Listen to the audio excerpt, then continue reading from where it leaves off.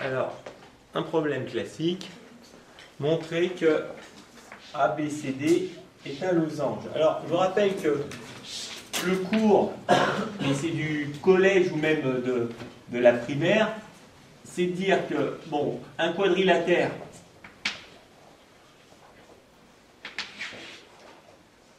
ça peut être n'importe quoi. Et voilà. Alors après, il y a le trapèze, les deux côtés sont parallèles. Mais bon. Surtout, on a le parallélogramme, qui est intéressant parce qu'il commence à avoir des propriétés non triviales. Notamment, les côtés sont parallèles 2 à 2, les diagonales se coupent en leur milieu. Je vous rappelle que la caractérisation la plus pratique du parallélogramme, c'est de dire que ce vecteur-là égale ce vecteur-là. Et les parallélogrammes, ils peuvent être particuliers. Si jamais vous voulez mettre un angle droit ici, vous obtenez un rectangle.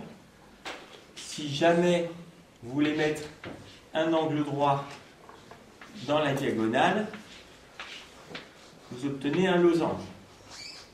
Mais vous auriez pu vouloir que les diagonales soient de même longueur, et à ce moment-là, vous aviez aussi un rectangle, ou vous pouviez vouloir que les côtés soient tous de même longueur, vous aviez le losange.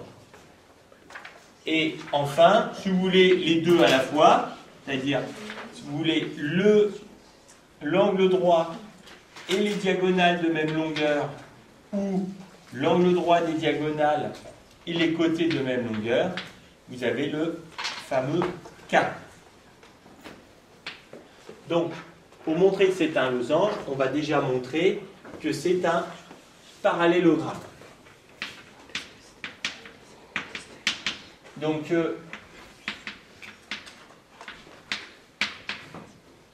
le vecteur AB a pour axe, donc ça nous fait 1 moins 2i plus i moins i. Effectivement, vous voyez là, c'est 3. Justement, vous voyez sur la figure que ça fait des plus longs. J'ai fait le vecteur AB. J'avance de 3, je descends de 1. 3 moins i. Le vecteur DC.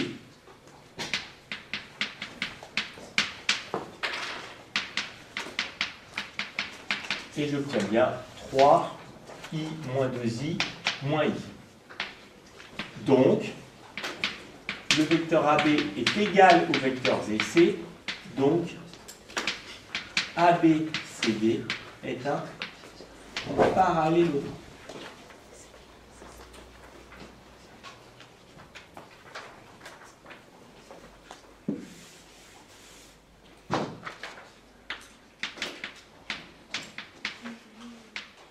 Donc ABCD est déjà un parallélogramme. Est-ce que c'est un losange? Eh bien, on va regarder ces diagonales en faisant le quotient avec les affixes de ces vecteurs. Donc je fais Z AC divisé par Z du vecteur BD. Ça nous fait 1 plus I moins 1 moins I divisé par moins 2 plus 2I moins 2 moins 2i,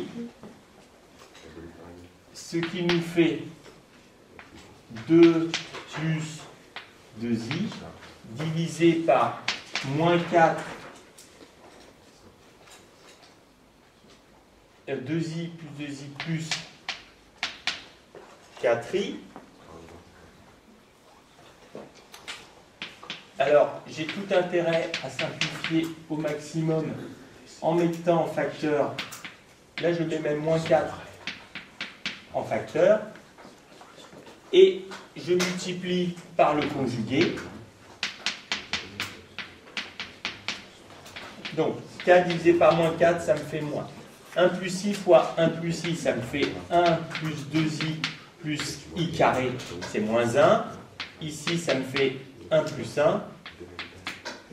À la fin, ça me fait moins 2i divisé par 2, ça me fait moins i, soit 1 fois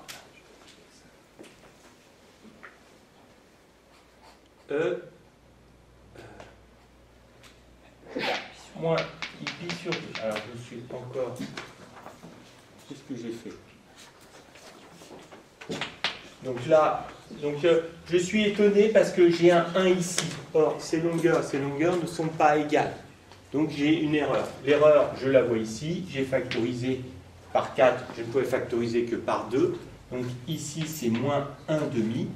Donc, ici, c'est moins 1 demi. Moins 1 demi. Donc, ici, c'est 1 demi fois moins i. Sur le cercle trigonométrique, moins i est ici, c'est exponentielle moins i pi sur 2. Hein? Moins i sur 2, c'est égal à plus 1 demi. Ce nombre-là, c'est le module, il est strictement positif. Exponentielle moins i pi sur 2. Donc, la longueur AC divisée par la longueur AB, c'est égal à 1 demi. On s'en doutait, on le voyait sur la figure. Bon, maintenant, en fait, ça n'a aucune utilité pour ce que l'on souhaite. Donc, l'angle formé par le vecteur BD, c'est le vecteur de là à là, et le vecteur AC a pour mesure moins pi sur 2 modulo 2pi. Donc, BD est orthogonal à AC.